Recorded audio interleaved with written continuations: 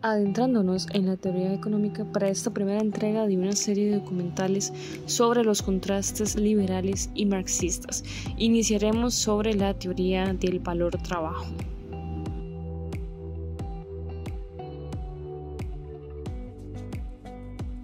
¿Qué es la teoría valor trabajo? Esta teoría plantea que el valor de las mercancías está determinado por la cantidad de horas necesarias para su producción. Es aquí donde podemos encontrar dos grandes postulaciones. En una primera instancia, una postulación clásica o mejor denominada como ortodoxa, la cual plantea Adam Smith. Por su parte, tenemos también la teoría heterodoxa o marxista planteada por Karl Marx. Nacido en junio de 1723 en Edimburgo, fue un economista y filósofo de gran influencia para el pensamiento económico. Además, profundizó al abordar sobre temas de relaciones económicas, incluyendo las dinámicas de producción, entre otros aportes que realizó y a pensadores que así le seguirían. ¿Qué decía Smith entonces sobre el valor de la mercancía?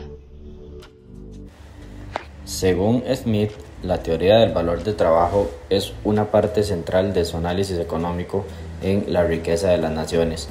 En este contexto desarrolla la idea de que el valor de un bien o servicio está determinado por la cantidad de trabajo incorporado en su producción. Esta teoría es una de las primeras formulaciones del concepto de valor de trabajo, que también fue desarrollado posteriormente por economistas como David Ricardo y Karl Marx. Para Smith, el trabajo es la medida objetiva del valor y por lo tanto influye en los precios de los bienes y servicios en el mercado. Sin embargo, es crucial destacar que la teoría del valor de trabajo de Smith no fue su enfoque central. Aunque lo mencionó, su atención principal se centró en la teoría del valor de uso y en cómo la división del trabajo y la búsqueda del interés propio contribuyen al progreso económico. Mientras que la teoría del valor de trabajo de Smith tiene un lugar en su obra, su contribución más significativa a la economía se encuentra en sus ideas sobre la mano invisible, la división del trabajo y el laissez-faire.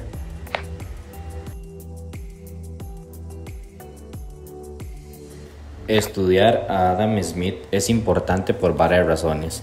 La primera es porque él es considerado uno de los padres fundadores de la economía clásica. Sus ideas sentaron las bases para el pensamiento económico moderno y han influido en los numerosos economistas a lo largo de la historia. También porque introdujo la mano invisible y el laissez-faire, los cuales son conceptos clave que describen la búsqueda individual del interés propio, lo cual esto puede conducir al bienestar colectivo, y abogó por el laissez-faire, como mencioné anteriormente, sosteniendo que la intervención gubernamental en la economía debería ser mínima. Introdujo lo que es la teoría de la división del trabajo, analizó detalladamente los beneficios de la división del trabajo, argumentando que esta especialización aumenta la eficiencia y la productividad. Introdujo la teoría del valor de uso y el valor de cambio, y por la relevancia en la economía actual, que sus ideas siguen siendo relevantes en los debates económicos contemporáneos, especialmente en relación con la importancia de los mercados, la competencia y la necesidad de equilibrios en la intervención gubernamental.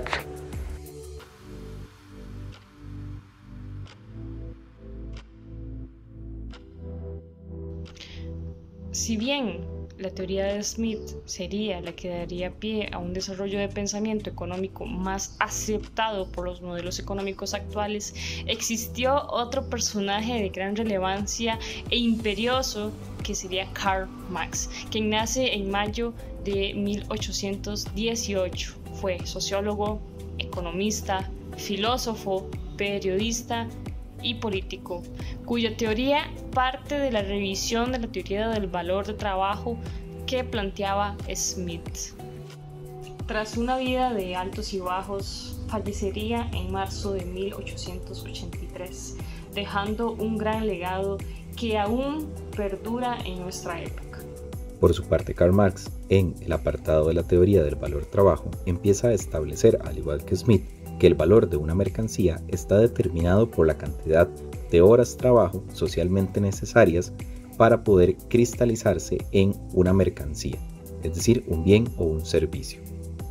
Por otra parte, para Karl Marx, la oferta y la demanda eran agentes que distorsionaban el precio de producción y el precio de una mercancía, ya que estos venían a influir con base a la necesidad o el exceso que existía de una mercancía y no reflejaban para nada el valor real de la misma.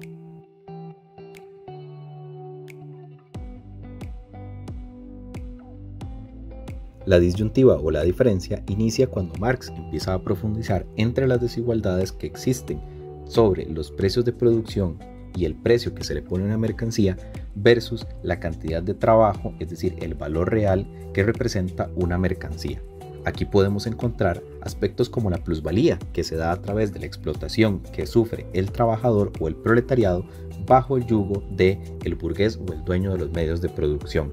Lo que podemos observar aquí con este concepto es que el precio o el costo de una producción no necesariamente refleja el valor total, es decir, la cantidad de trabajo que requirió la producción de una mercancía. Y en términos más simples, su reflejo se da a partir de que el salario que se le paga a la persona trabajadora no refleja el valor que ésta puso en una mercancía.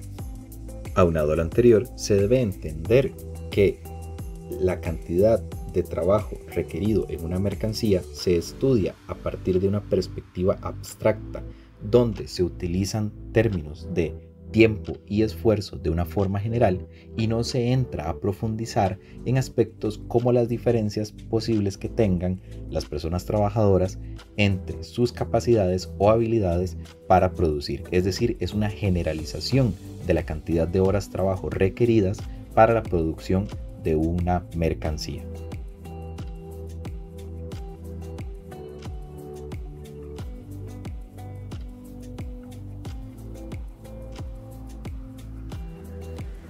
Las teorías de Adam Smith también han sido objeto de críticas a pesar de su influencia significativa.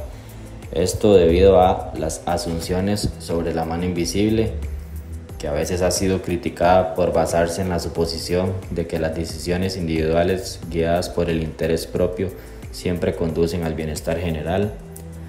También por el énfasis excesivo que hay en el egoísmo individual, porque la teoría de Smith da por sentado que la búsqueda individual del interés propio es siempre benéfica para la sociedad, sin tener en cuenta completamente los aspectos éticos o sociales.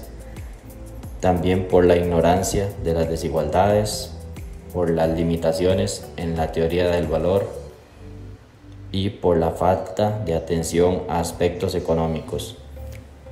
Es importante reconocer que las críticas a las teorías de Smith no invalidan por completo su contribución, pero, sin embargo, resaltar estas críticas permite una comprensión más completa y equilibrada de su legado en la teoría económica.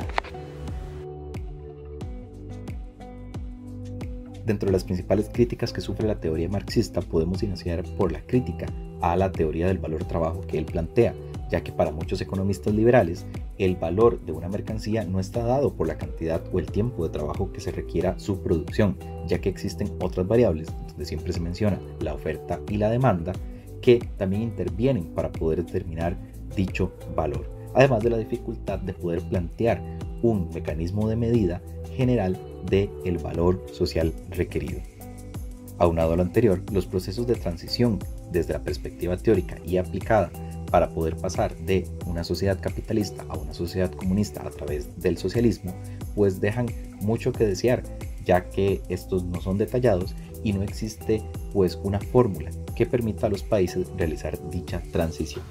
Como toda teoría, siempre ha tenido sus críticas, detractores y fuertes simpatizantes. Siempre será interesante echar un vistazo a la historia de dos grandes pensadores y teóricos que son responsables de dar ese chispazo para iniciar e influenciar grandes debates, teorías e ideologías económicas y políticas.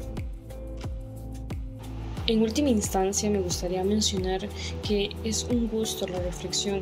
Esta nos lleva a la búsqueda de un equilibrio que pueda reconciliar la eficacia económica con la igualdad social. cómo podemos nosotros construir un sistema que fomente la innovación y el crecimiento económico en igualdad sin que este signifique la violación de derechos humanos. Esta es la pregunta que persiste en nuestro viaje colectivo para dirigirnos hacia sociedades más justas y sostenibles, donde el crecimiento económico impulse la diversidad y equidad.